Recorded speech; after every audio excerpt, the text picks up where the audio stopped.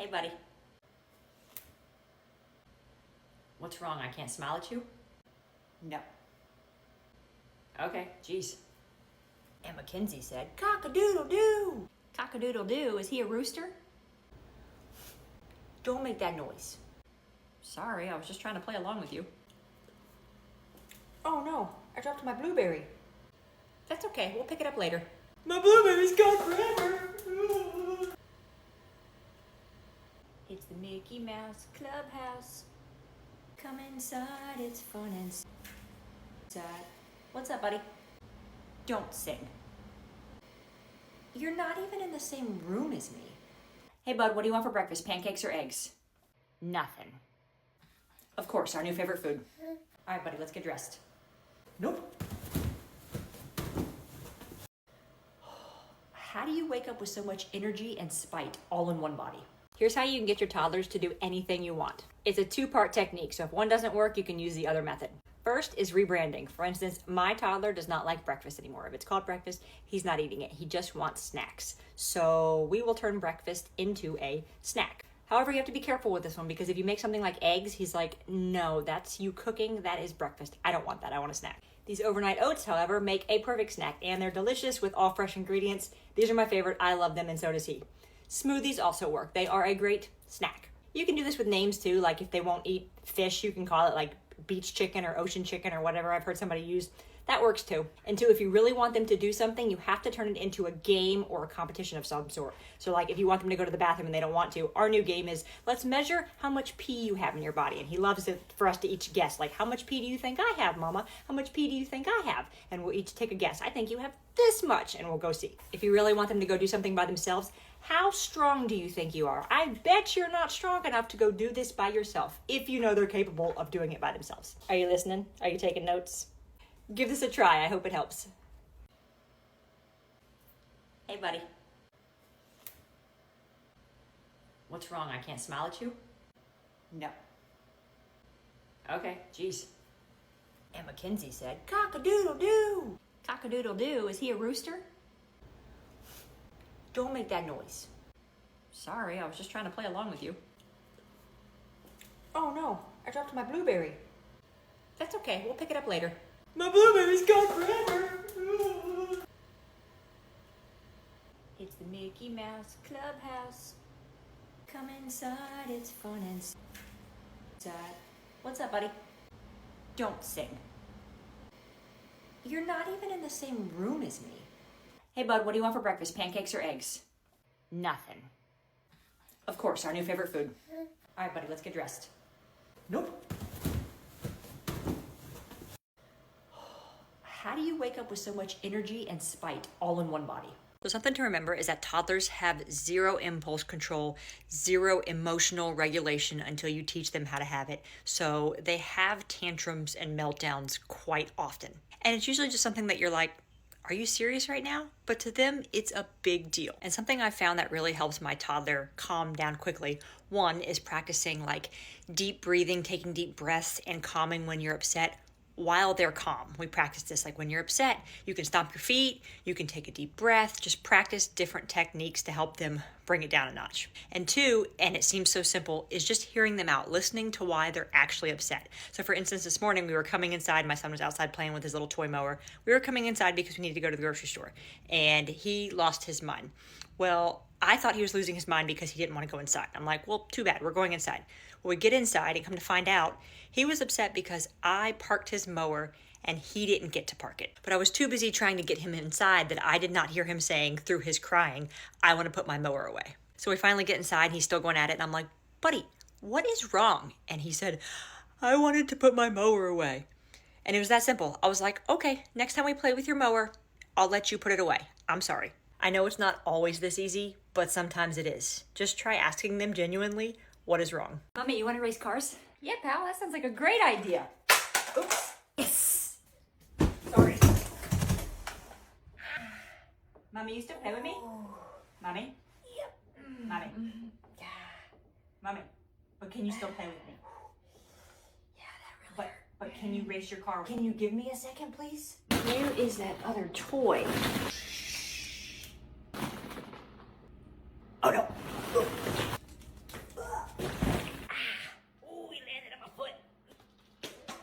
Would you stop?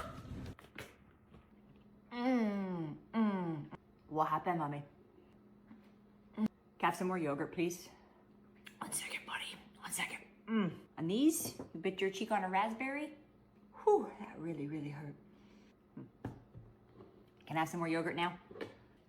Oh, jeez, whoa. What happened, mommy? Oh, I just tripped over the rug, buddy. No big deal. What is wrong with you? I can't even claim workers' comp.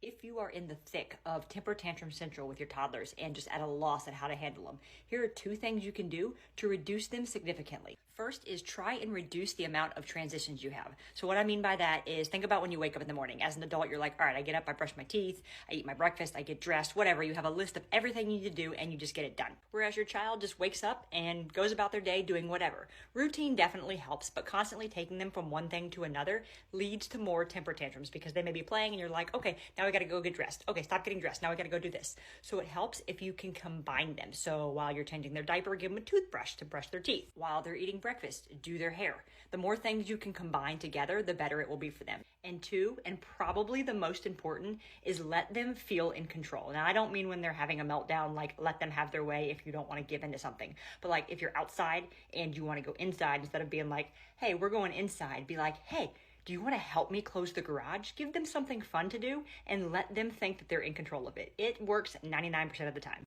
Hey buddy, food's ready. What is that? It's noodles, just like you asked for. No, I meant the other noodles. What other noodles? The ones I was thinking about. Oh, okay. See, I'm not a mind reader, so you get spaghetti noodles tonight. Bleh, I don't like those. Hey buddy, here's your blueberries you asked for. Thank you. Why are they blue? Because they're called blueberries. It's literally in the name. Bleh, I don't want them. Are you serious right now? Mommy, can I have a banana, please? Here you go, dude. What is that? Oh, it's just a brown spot. I'll take it off. There you go. I'm not hungry. Oh, I didn't even want a banana. Hey, buddy, what are you eating? I found cheese over here. Okay, I'm just gonna start hiding food around the house for you to eat then. Mommy, help! Help! Come on, dude, I'm just trying to pee. What's wrong? I dropped my cookie. Are you serious right now?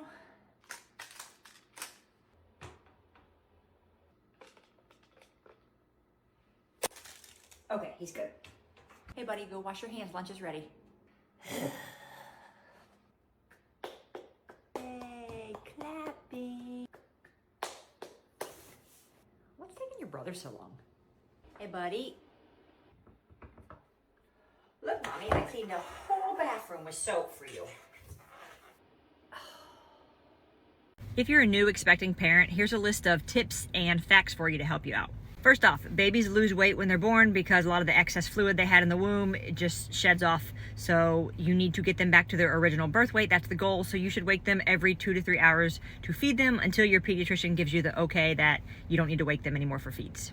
Some doctors will tell you 3 to 4 hours for formula fed. Just listen to what your doctor says, but you should be waking them to feed them so that they can gain their weight back. Breast milk is good for 4 hours room temperature once it's pumped, as long as your baby has not put their mouth on the bottle. So you can pump it and leave it sit on your nightstand for 4 hours until you or your spouse are ready for your next feed. Also, if they're breastfed, talk to your pediatrician about vitamin D drops. Everybody has a different opinion on this, but my doctor for my firstborn recommended we give vitamin D drops to our baby because it's not something that they can get from you.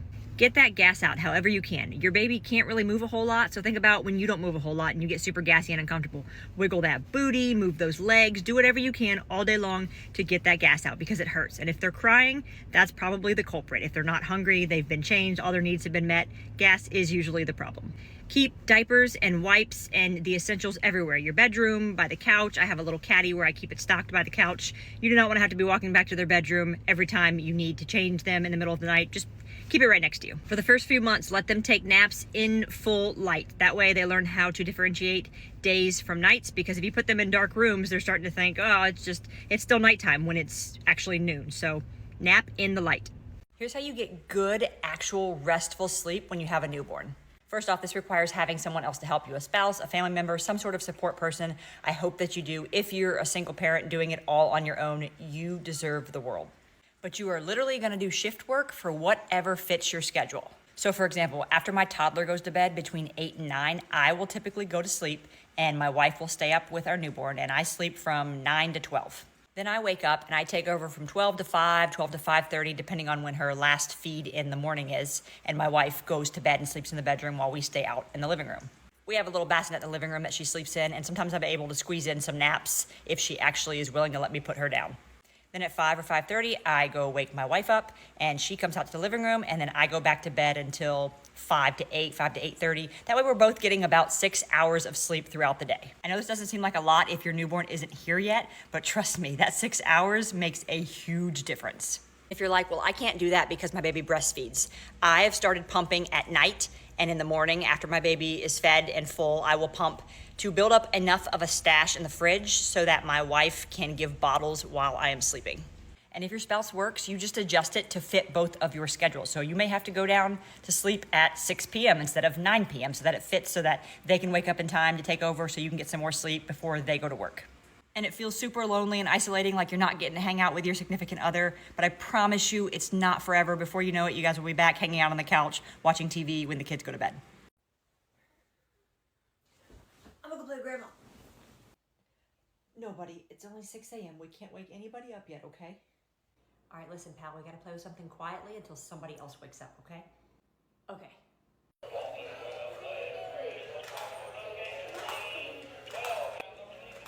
Are you serious right now?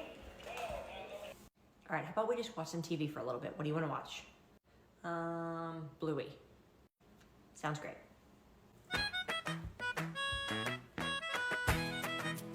Mom! Shh, shh, shh, shh, shh. Dad! Oh, look, buddy, Grandma's awake. Grandma! We were trying to be quiet.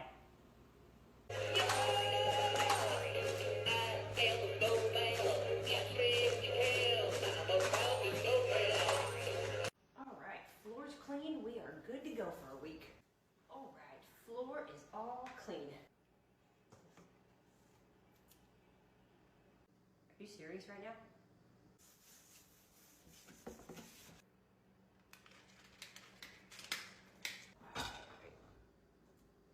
Seriously? Get the folded laundry put away. No, no, no, no. Give me that back. Go play over there. Or dump the trash out. You know what? I don't even have time to pick this up right now. I'll just clean it up later.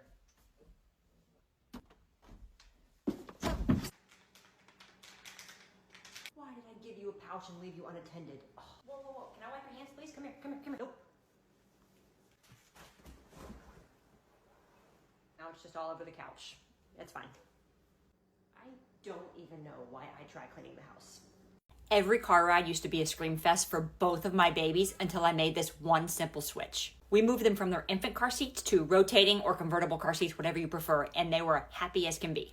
I don't know the science behind it. Maybe they're just a little more roomy, but it was night and day difference between how my kids acted in the car seats. Now, if you want to know my personal favorite rotating car seat, we have tried the Even Flow, and this time around we got the Chico. I personally really like the Chico because you can buy just another base for it and move it to a different car rather than having to buy a whole new car seat. You can't do that with the other rotating car seats. You have to buy a whole different car seat to put it in a different car. Or you have to move the whole thing, base it all from one car to another, which it was just really frustrating to have to do every time we needed to switch cars. And if you're like, blah, I don't trust rotating car seats, they flew out in car accidents and stuff, that's because if your child is not in them and you leave them facing the door while you're driving, that is the position they need to be in to be removed, basically. So if you get into a car accident, yes, they're gonna fly out. So even when I'm driving alone, I try to remember to turn the car seat backwards as if my child were in it. So if I get into a car accident, there's not an ejected car seat and people are looking for a missing child. So give this switch a try and see if it makes car rides more enjoyable for you.